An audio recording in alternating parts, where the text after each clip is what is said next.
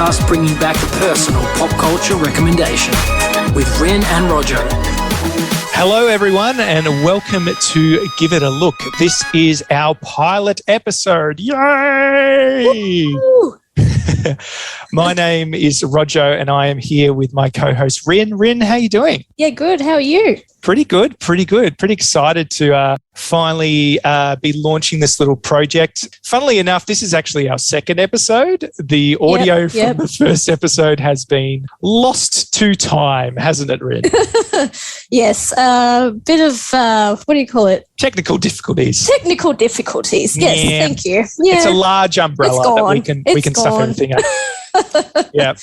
Yeah, we've got a version of it, but it's just not quite up to publishable standards. So we're going to, we're both novices at this a little bit, and we're going to say that was our trial run. Yes, it was just a bit of a practice, hey? Yeah. So tell us, Rin, why did we decide to throw another podcast out into the void, as it were? Oh, look, I think you and I, we're both very much pop culture nerds, constantly talking about movies, TV shows, music, all that stuff. And, you know, what's better than being recommended by your friends? You know, something new to watch or listen to.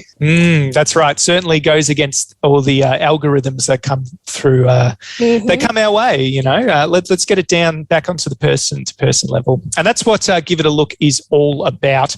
So the way this is going to work is every episode we're going to recommend something to the other person that they have not interacted with before. Could be a movie, could be an album or a TV show, something along those lines. We're going to say why we're recommending it, and we're going to get a little bit of feedback from the other person, and including a final recommendation of give it a look or give it a miss. So that's the plan going forward. We're going to kick off this week with my recommendation to you, Rin, which was the 2014 science fiction film Edge of Tomorrow, starring Tom Cruise and Emily Blunt. Now, this film is based on the Japanese light novel All You Need Is Kill. I'm not sure which title I prefer, to be honest. Edge of Tomorrow is not a great title anyway, so... Kind of had a few different titles, I think. I think it was marketed as Live, Die, Repeat. Edge of Tomorrow, wasn't it, as well? Bit of a weird subtitle or something like that. Yeah, like I did read, actually, there's a sequel in the development. Pre-production hell. Yeah, called Live, Die, Repeat and Repeat. Repeat and repeat, gee. Repeat and repeat, which makes sense if you've seen the movie, right? So I guess I should start off by saying I actually really enjoyed this film more than I thought I would. Oh, that's good to hear. I actually really, really enjoyed it. I didn't know what it was about. I just kind of thought, oh, is it going to be one of those, you know, action movies that goes on and on and on kind of thing? But then, you know, when you throw in aliens, I'm there. Like, I love alien movies. So, no, it worked out really well. But yeah, so basically the gist of it is, so the main character, who's played by Tom Cruise, his character, William Cage, is a public relations officer. You know, and his job is basically during this war that's been started from the aliens crashing in 2015. Aliens is real, people. Aliens, yeah. So the story is, in 2015, aliens came to Earth. Since then, we've been fighting the aliens. And, you know, fast forward to 2020, you know, William Cage, throughout that period, because he used to work for a advertising firm, but he lost that. He's a spin doctor. Yeah, and so basically, I think everyone has basically joined the army because they don't have any jobs, right? So his job is to talk about, you know, the technologies and we're going to beat everyone, like beat the aliens, etc., etc. Anyway, he then goes to this general who then tells him that he has to go on the front. And so he's going on the front and he has to go into battle. And this guy has never been in battle in his life. Like, doesn't like blood at all, going on the front. And yeah, so basically he goes there, gets it put in this, like, what would you call it? Like a metal armor suit. It's an exosuit. It looks like something straight out of Warhammer 40K for those that are familiar with that. It's a really cool piece of movie tech. Yeah.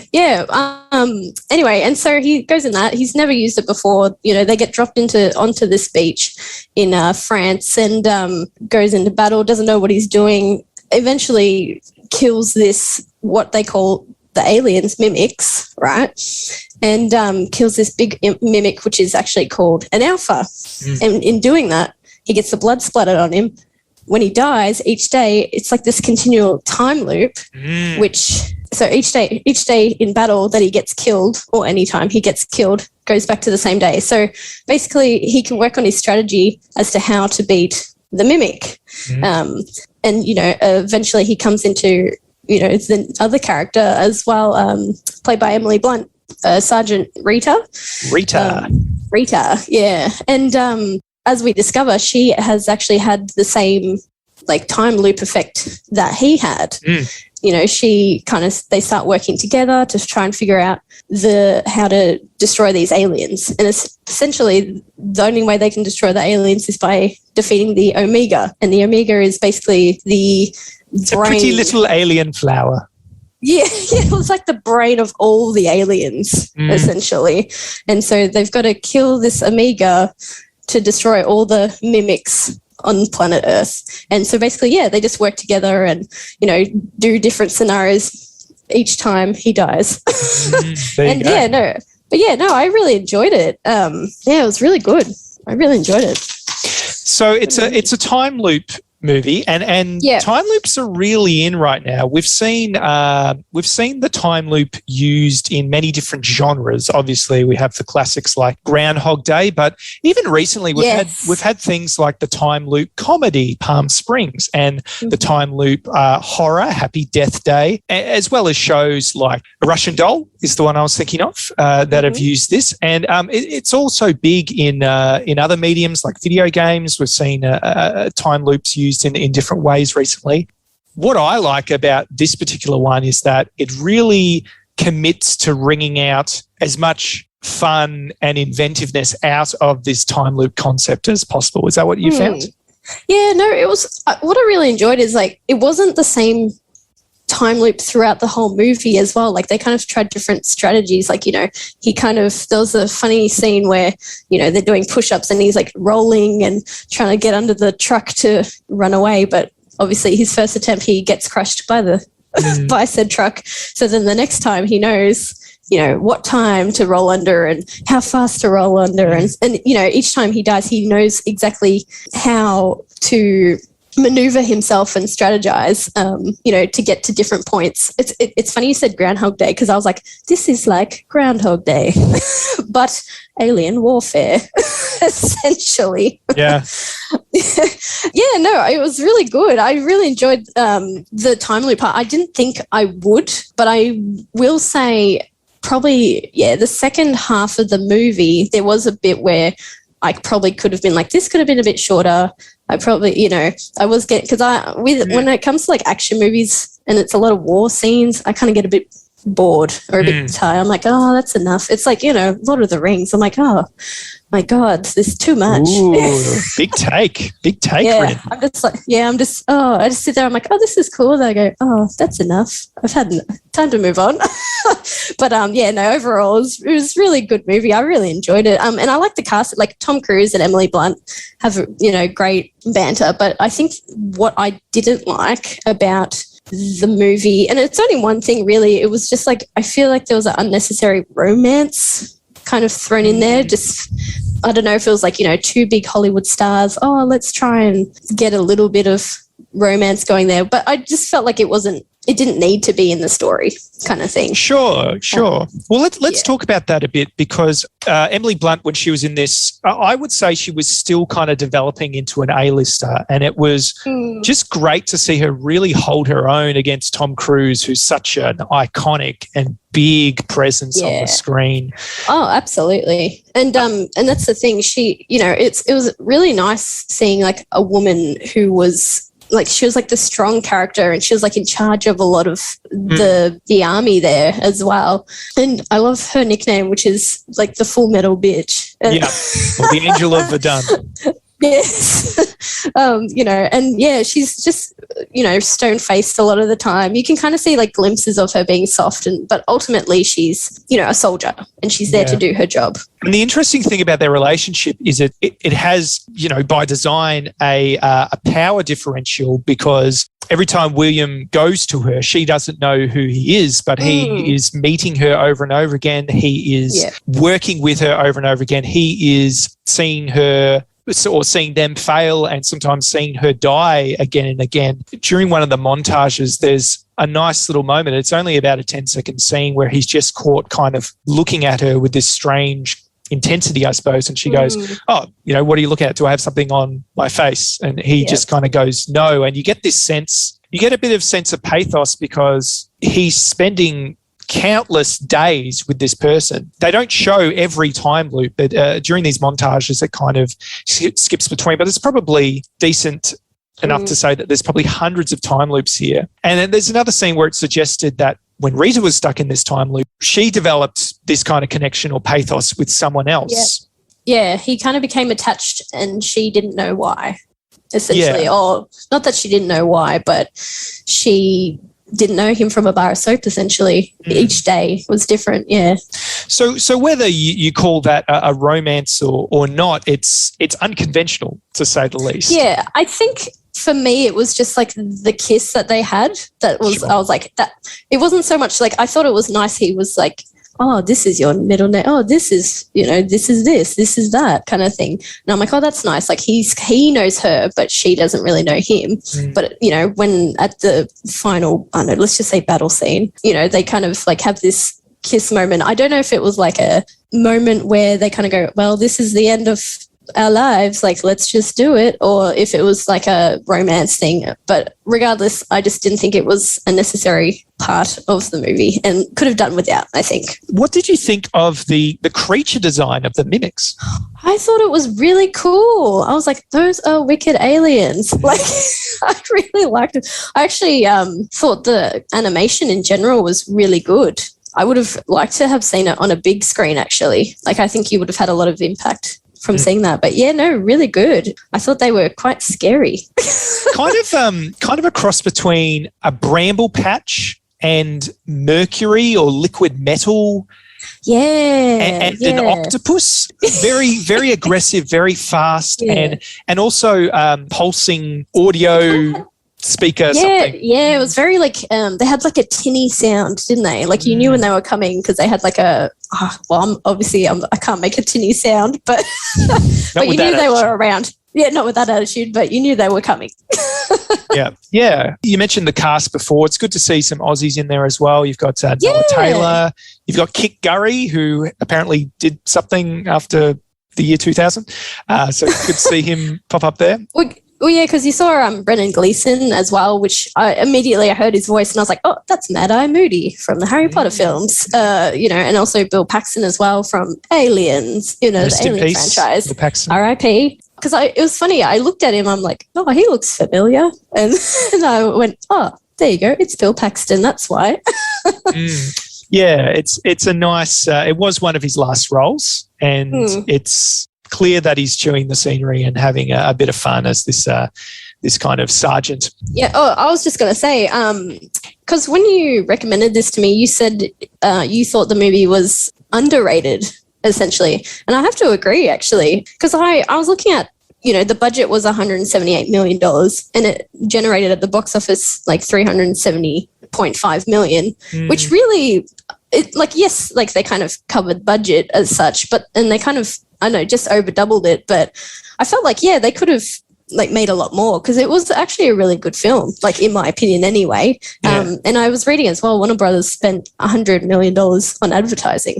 Yeah, that's a pretty modest take, considering the star power. I do think the name is a big issue. Even now, I think people hear the name and go, what? What does that mean? Like, it's kind of one of those wanky... And I can't quite remember, like, because it was 2014, I can't quite remember the advertising on TV about it either. But again, like, because I haven't, I've only just seen it, maybe I saw the ad and went, oh, no thanks. That's not for me. It probably wasn't helped by the fact that not long before this, Tom Cruise was in another sci-fi film called Oblivion with a few similar aesthetics. I think this is far superior to Oblivion. Yep.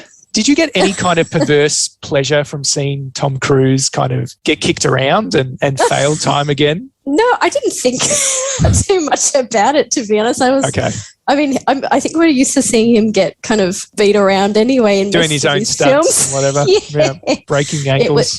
What was funny was after the movie, I watched a Graham Norton episode because they were promoting Edge of Tomorrow, because I remember watching it, and they're so funny on it, and I really like the friendship they have between each other. Like, because apparently, Tom Cruise is usually quite like, "Let's go, guys, let's do it. We can do it." And Emily's just like, "This is really hard."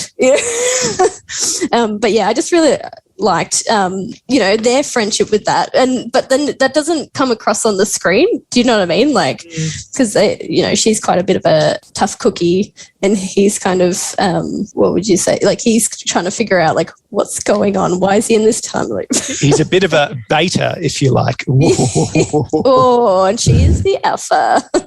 So this might actually be a good film if you love Tom Cruise. It might also be a good film if you hate Tom Cruise, because you do get to see him die in all kinds of different creative ways. Yeah. So your final verdict, give it a look or give it a miss? Yeah, I think I'm going to have to say give it a look. Yep, definitely surprised me. I really enjoyed it more than I thought I would. Did not think I would, but I did. There you go. Excellent. I like that it was set in the European front as well, rather than being a generic kind of battlefield. Oh, in America, yeah. And also, it's funny because it's like set in the not too distant future.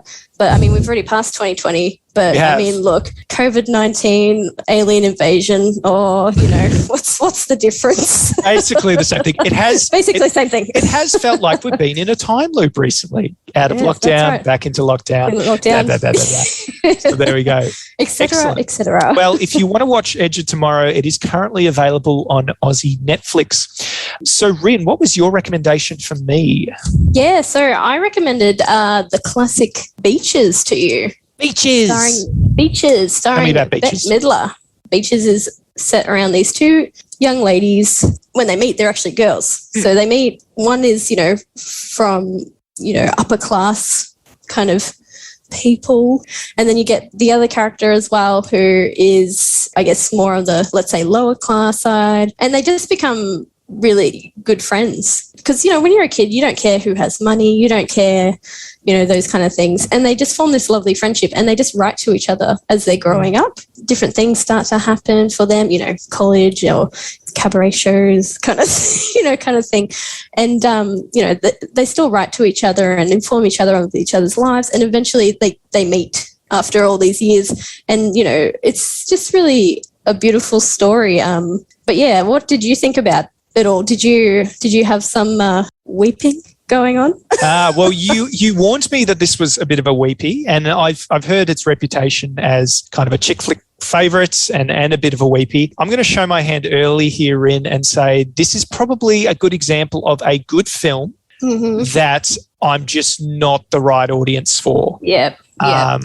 And I really would be interested in some of your takes of this film as a woman, because I think it is very much marketed towards women. Now, there are films that have been marketed towards women that I really like. This just wasn't really one of them. So this was made in 88, released in 88, and it was good to have those big opening synths come down. I thought, oh, yeah, here we go. The decade I wish I was a part of. I thought the casting of the kids, of Cece and Hillary when they were kids, was spot on. Especially young Cece. Yeah, well, you know who that is? I don't. Who is that? That is Mayim Bialik from Big Bang Theory. Oh, no way. Yeah. Interesting. So sorry, I'm not very good at pronouncing. That's okay. But so like now you see that, you kind of go, right? Yeah. So there's a little trivia for you. That's neat. So they meet as kids, and as you were saying, Hillary is from this upper class background, and Cece wants to be a theatre star. And they become pen pals, and they don't meet again until they're young adults, when there's some twists in their lives, and they end up living together for a while. There's some guy issues, some relationship issues. Cece meets a director who she starts working with, who Hillary kind of falls for, and so there's some fights about that. But it's basically a series of vignettes of their lives together. I kind of liked, as Cece developed her acting career, she gets cast in some pretty out there kind of avant-garde musicals, and I quite enjoyed the little Bette Midler really does give it her all in these absolutely scenes. Yeah, she's a character. yeah, she's fantastic. What was one they called? Sizzle. I've written down Sizzle. Sizzle. Where they do this musical number which is all about the invention of the bra, and I was like, gee, this seems like it's from a real musical. Maybe it is. I didn't get that far into it. But yeah, you walk away from this, I think it's all about the people closest to us can often hurt us the most. And like I said, they fight. They fight over the men in their lives. They fight over the fact that Cece is trying to kind of figure out what she wants in terms of career versus relationships versus family, which I think is, a really strong dilemma for the modern woman kind of thing. Yeah. I felt like there were maybe a few too many jumps in time towards the end. I think this would have been more effective if they had devoted a similar amount of time to maybe 4 different points in their lives, something like that. It goes off into themes of motherhood as well. Yeah, I think it's a good film. I think the performances are good. I'm just not the target audience. I'm just not the target audience for this kind of melodrama, this kind of particular take on female friendship. But I'd love to hear, you said this is a real favourite of yours, so please, I'd love to hear more about what this film is to you. Yeah, no, I think for me, what I love about it is, they're not sisters through blood, but they're sisters through they're like soulmates, essentially. Like they go through ups and downs together. Like they hate each other, they love each other. But at the end, spoiler alert here, is that Hillary passes away. But the last person she wants with her is Cece. And I just thought that, I'm getting goosebumps right now. And I just think that's such a nice, their friendship is just so beautiful, and they've just grown together, essentially. Yeah, it's just lovely. It just gets me every time. I cry every time. The famous, Bette Midler song, Wind Beneath My Wings, plays, and that's obviously when the tears drop as well. So that's my take. Does this make you, is it the kind of movie that makes you think of someone in your life, Yeah, it probably just makes you think about your girlfriends and, your special relationships and how you do grow together.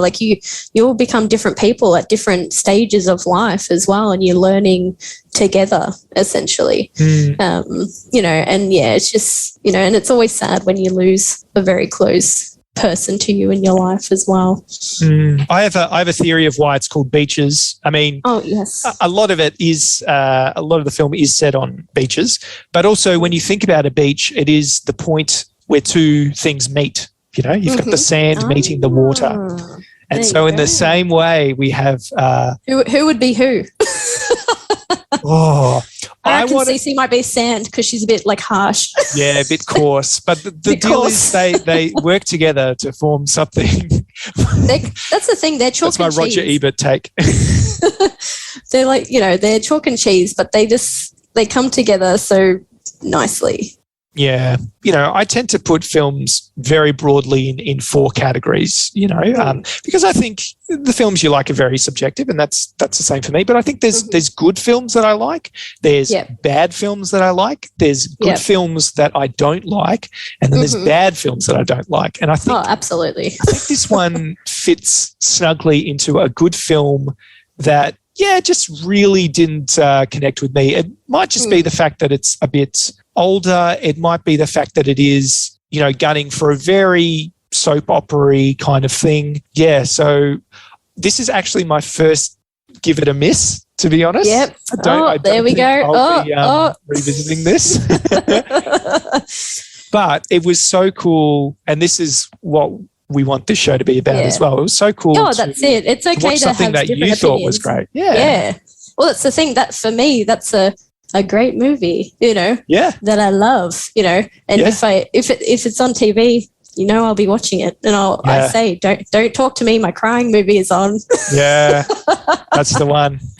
Beaches, by the way, is available on Australian Disney Plus. If you would like to give it a look. We all need a good crying movie. We'll get into some of my crying movies a little bit later on in our run. We'll see how we go. Sounds good. I'll remember to buy some tissues. More tissues. Yeah, there we go. Cool. Well, that's just about a wrap. We are going to give a little preview of our next recommendations to each other. We're doing movies again next time. Rin, what's your next recommendation for me? So my recommendation for you is, well, we're saying in the 80s, When Harry Met Sally. Classic. That scene, everyone has seen it. So now it's time to watch everything else around it. Yeah, and try not to imagine that it's Mike Wazowski talking. Yes, that's right. Yes, I mean, yes. Billy Crystal has 2 eyes in this, so don't worry. Okay, good. And my recommendation for you, Rin, is actually a Christmas movie, kind of. It is my favourite Christmas movie. It is the Shane Black noir thriller, Kiss Kiss Bang Bang. All right. Here we go. I love Christmas. I actually call it Corinmas. Let's go. We'll do this. Excellent. But that's a wrap for our very first episode. Thank you so much for joining us. Rin, anything else you'd like to say to sign off? No, I think we're all good here. Everyone stay safe, I suppose, in lockdown. You know, keep sane, listen to us, and watch some movies. Brilliant. Sounds like a plan. Thanks for joining us, everyone. Have a great one.